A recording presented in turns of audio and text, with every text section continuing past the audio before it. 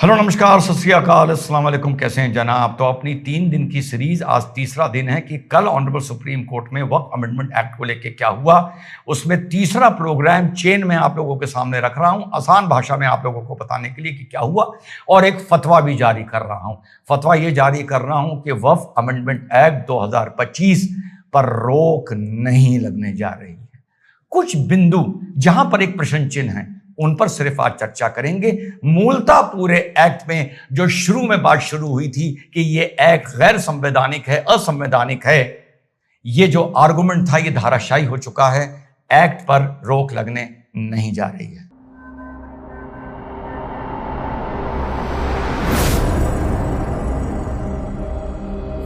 पहले सीधे कल की बहस पर आते हैं और आसान भाषा में आप लोगों को बताता हूं कि क्या क्या वहां पर बात हुई, और बाद में अपना कंक्लूजन दूंगा क्योंकि ऑर्डर को रिजर्व कर लिया गया है। सेक्शन 3E अमेंडमेंट एक्ट का यह कहता है साथियों कि शेड्यूल एरिया में शेड्यूल ट्राइब्स वक्फ नहीं कर सकते। इस पर कोर्ट ने पूछा कि तुषार साहब से ये आप लेके क्यों आए, तो तुषार साहब ने कहा कि वक्फ के चलते किसी शेड्यूल ट्राइब की किसी प्रॉपर्टी को, जमीन को घेर ना लिया जाए, इस मारे हमने इसको अलाउ नहीं किया है, क्योंकि शेड्यूल ट्राइब्स की, हमारे संविधान ये कहता है कि शेड्यूल ट्राइब्स की राइट्स को, उनकी प्रिविलेजेस को हमारा काम है प्रोटेक्ट करना। तो इस पर जस्टिस मजही ने बोला कि साहब Islam is Islam and Muslim is a Muslim. अब याद रखिएगा एक बात, ये बात अगर निकली है तो शायद आने वाले वक्त में बहुत दूर तक जाएगी, क्योंकि जस्टिस ने बोल दिया Islam is Islam and Muslim is a Muslim, और सिब्बल साहब ने कह दिया यस मी लॉर्ड। तो अब आने वाले वक्त में शेड्यूल ट्राइब या शेड्यूल कास्ट मुस्लिम या फलाना मुस्लिम, इसके लिए अगर कोर्ट में इनको रिजर्वेशन दिया जाए या ना दिया जाए, इसके लिए आर्गुमेंट होगा, और सिब्बल साहब कहेंगे इनको रिजर्वेशन दिया जाए, तो शायद उस दिन भी मसीह साहब कह दें कि Islam is Islam and Muslim is a Muslim. तब जब हमने ये बात बोली थी तो आपको अच्छी लगी थी, आज हम ये बोल रहे हैं तो आपको ये बात बुरी लग रही है। इसी तरह की छोटी छोटी बातें पकड़ के आपका भाई रखता है। तो इसमें तुषार साहब ने बोला कि अगर आपको ऐसा लगता है कि ये प्रोविजन गलत है तो आप इसको स्टे कर दीजिए। उन्होंने साफ बोल दिया, पर उन्होंने बता दिया कि सरकार की मंशा क्या थी। उसके बाद दूसरा मुद्दा आया जो 2013 तक ये था कि सिर्फ मुस्लिम ही वक्फ कर सकता है। 2013 के अमेंडमेंट में ये आ गया कि एनी पर्सन, कोई भी व्यक्ति कर सकता है, यानी गैर मुस्लिम भी कर सकता है। तो इस पर तुषार साहब से जब पूछा गया तो उन्होंने साफ कह दिया, अगर किसी हिंदू को ज्यादा मन है मुसलमान की मदद करने का या उसको चैरिटी करने का है तो वो चैरिटी कर सकता है, गिफ्ट कर सकता है, ट्रस्ट करा सकता है, अपनी जमीन दे सकता है, अपना घर दे सकता है। बस हम इतना कह रहे हैं कि वो वक्फ नहीं कर सकता है। सिंपल चीज। तो दूसरे पॉइंट का ये जवाब दिया गया जो उठाया गया। उसके बाद तीसरा पॉइंट आया कि आपने साहब ये क्यों लिख दिया है कि वक्फ वो कर सकता है जो 5 साल तक कम से कम प्रैक्टिसिंग मुस्लिम हो। तो इस पर तुषार साहब ने कहा कि शरीयत एक्ट भी ये लिखता है you need to be a Muslim, सिर्फ हमने यहां पर एक शब्द ऐड कर दिया है प्रैक्टिसिंग मुस्लिम। अगर कोर्ट को इससे परेशानी है तो इस वर्ड को भी वो चाहे तो स्टे कर दे। इतने में राकेश द्विवेदी साहब जो स्टेट ऑफ राजस्थान को रिप्रेजेंट कर रहे हैं, इसमें कई स्टेट्स भी पिटिशनर बन गए हैं, उन्होंने बताया कि जो वक्फ बाय यूजर का बवाल चल रहा है ये किसी भी इस्लामिक डॉक्ट्रिन या थियोलॉजी से नहीं आया है। प्रिवी काउंसिल ने एक ऑर्डर किया था वक्फ बाय यूजर को लेकर। उस टाइम में प्रिवी काउंसिल का मतलब यानी आजादी से पहले एक ऑर्डर हुआ था, तो उसके चलते वक्फ बाय यूजर का चलन आया था। तो इसकी जो अथॉरिटी है वो किसी इस्लामिक लिटरेचर से या थियोलॉजी से नहीं है, बल्कि प्रिवी काउंसिल से है, क्योंकि कोर्ट से है। और कल भी पर यह आर्गुमेंट किया था तुषार साहब ने कि अगर 1954 में एक अलग से किसी चीज के लिए एक्ट बन गया है तो उसको संशोधित करने का अधिकार सरकार को है, क्योंकि 1954 का एक्ट भी सरकार ने बनाया था। तो वक्फ बाय यूजर की यह बात आई। तो सिंघवी साहब बोलते हैं कि वक्फ बाय यूजर को जो इन्होंने ये कह दिया है कि वो रजिस्टर हो ही नहीं सकता, इससे तो बहुत बड़ा भूचाल आ जाएगा। तो साहब इसका जवाब ये आया कि ये कौन कह रहा है कि वक्फ बाय यूजर रजिस्टर नहीं हो सकता। हो सकता है तुमने रजिस्टर ना कराया हो, कोई कागज लेके आओ, कुछ लेके आओ। वक्फ डीड ना लेके आओ तो कम से कम उस जमीन के कागज लेके आओ। जमीन के कागज ना लेके आओ तो कुछ लेके आओ, कुछ तो पुराना लेके आओ। बिल्कुल हो सकता है, तुम पहले कागज तो लाओ, तो हम ये नहीं कह रहे कि वक्फ बाय यूजर रजिस्टर नहीं हो सकता, हम कह रहे हैं वक्फ बाय यूजर रजिस्टर होने के लिए तुम हमारी टेबल पर चल के तो आओ कि तुम्हारे पास है क्या उस जमीन का। तो ये वाली इसकी बात हुई। अब उसके बाद ये वाली बात आई, जब ये रजिस्ट्रेशन की बात आई तो कोर्ट ने पूछा, सबसे मजेदार बात, कि भाई 1923 से वक्फ मुसलमान एक्ट जब आया था, मुसलमान वक्फ एक्ट, तब से रजिस्ट्रेशन अनिवार्य है। फिर 1954 में भी अनिवार्य हुआ, फिर उसके बाद 1995 का जो अमेंडमेंट आया उसमें भी, 2013 में भी, लगभग 1923 से 100 साल से ज्यादा बीत गए, 102 साल हो गए ना। तो ये आपने ये प्रॉपर्टीज रजिस्टर क्यों नहीं कराई? तो इसका पता है सिब्बल साहब ने क्या जवाब दिया है? कहा है कि इसमें कौम की क्या गलती है, इसमें मुसलमान की क्या गलती है?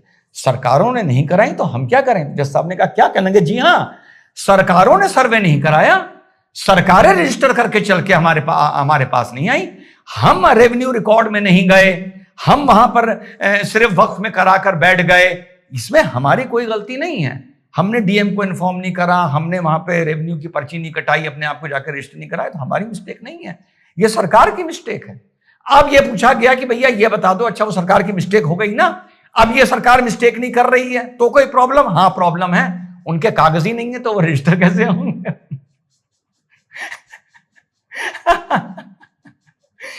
तो ये वाली बात आई। उसके बाद सेक्शन 3C पर चर्चा हुई है, ये मेन पॉइंट्स आप लोगों को बता रहा हूं। सेक्शन 3C कौन सा, जिस पे कल हमारी बात हुई थी, हाँ कल थोड़ी सी मुझसे गलती हो गई थी, उसके लिए मैं क्षमा भी मांग लूंगा अभी।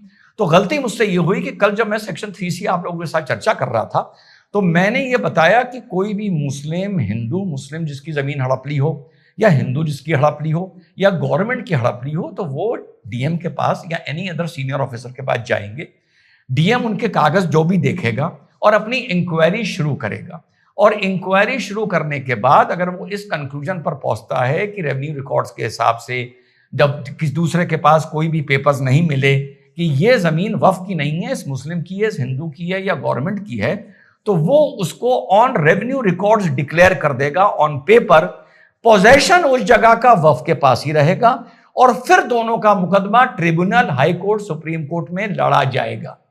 ये वैसे ही है, बस मुझसे छोटी सी गलती ये हो गई थी कि ये प्रोविजन 3C सिर्फ गवर्नमेंट लैंड के लिए है, किसी मुस्लिम के लैंड या हिंदू लैंड के लिए नहीं है। Thereby meaning I regret and thereby meaning I correct myself कि कोई भी गवर्नमेंट को लेकर किसी जमीन का मैटर अगर डीएम के पास या कमिश्नर के पास पहुंचेगा तो वो, अब 3C में पढ़ने पर एक लाइन नीचे मिलती है जिसमें यह कहती है कि जब ये कंप्लेन पहुंचेगी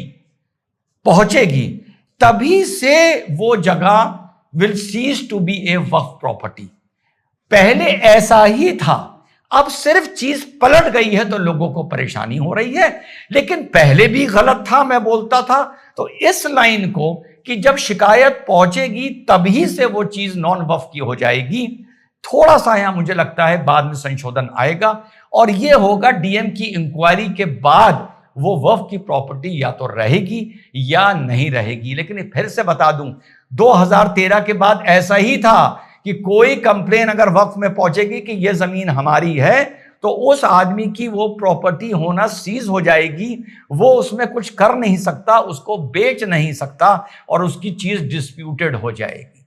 तो गलती गुनाह पहले भी हो रहा था, पर एज अ न्यूट्रल कमेंटेटर मुझे लगता है यहां पर सुप्रीम कोर्ट कोई ना कोई चेंज ला सकता है। तो कुल मिलाकर टोटल वक्फ एक्ट जो आया है उसको छेड़ा नहीं जाएगा। शायद कुछ बिंदुओं पर, शायद बोल रहा हूं, इसमें आने वाले वक्त में कोई ऑर्डर देखने को मिल सकता है, क्योंकि पिटिशनर्स चिल्ला चिल्ला के ये कह रहे हैं ये रिलीजन का मैटर है, रिलीजन का मैटर है, यानी फंडामेंटल राइट का मैटर है।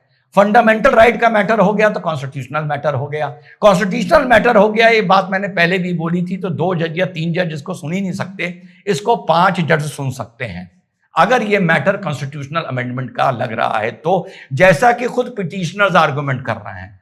तो अगर अब देखना यह है कि क्या कॉन्स्टिट्यूशनल मैटर में भी कोर्ट कुछ बिंदुओं पर स्टे करेगा या ये कह देगा कि हम किसी चीज पर स्टे नहीं कर रहे हैं और इसको हायर बेंच की तरफ भेज रहे हैं। ये अभी प्रश्न चिन्ह मेरे दिमाग में, तो मैं इसमें स्ट्रांगली आप लोगों से कोई बात नहीं बोल सकता। तीन चीजों पे सिर्फ अगर कुछ आएगा तो तीन चीजों पे आएगा।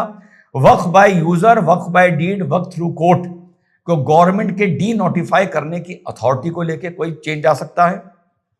काउंसिल और बोर्ड में कितने मेंबर्स होंगे, इसमें कोई ना कोई चीज आ सकती है कि 2 होंगे या नहीं होंगे, या ये भी आ सकता है कोई भी नहीं होगा और एक्स एफिशियो जो होगा यानी डीएम और कमिश्नर कोई जो होगा, हो सकता है वो किसी भी आस्था का हो, वो एक्स एफिशियो यानी पूरे बोर्ड का काउंसिल का हेड कहलाएगा। और तीसरा आ गया आपका डीएम को लेकर कि क्या वो जब उसके पास शिकायत पहुंचेगी तभी से वो प्रॉपर्टी नॉन वक्फ हो जाएगी, भले पोजीशन उनके पास रहेगा, या इंक्वायरी के बाद होगी। तो इन तीन चीजों पे शायद हम लोगों को कुछ आने वाले वक्त में कुछ कंपन, कुछ प्लस माइनस देखने को मिल जाए। टोटल एक्ट कहीं नहीं जा रहा है, सरकार ने एक कोशिश की है, इसके लिए उसको बधाई।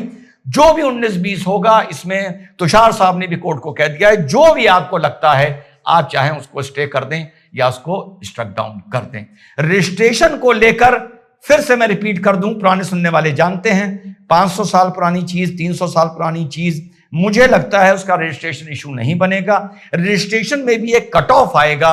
मान लीजिए 1954 के बाद जितनी प्रॉपर्टीज को वक्फ में लिखा गया 1954 के बाद, उनके कागज कम से कम लेके आओ। तो मैं जामा मस्जिद के लाने हैं तो मैं 300 साल 400 साल पुराने लाने को मेरे हिसाब से सरकार नहीं कहेगी। तो 3 दिन में ये मेरा कंक्लूजन था, आसान भाषा में आप लोगों को बताया है। बस कुछ ही देर में या कुछ ही दिन में पता चल जाएगा कि कोर्ट का नजरिया किस तरफ है और ऊंट किधर बैठेगा। जय हिंद, वंदे मातरम, खुदा।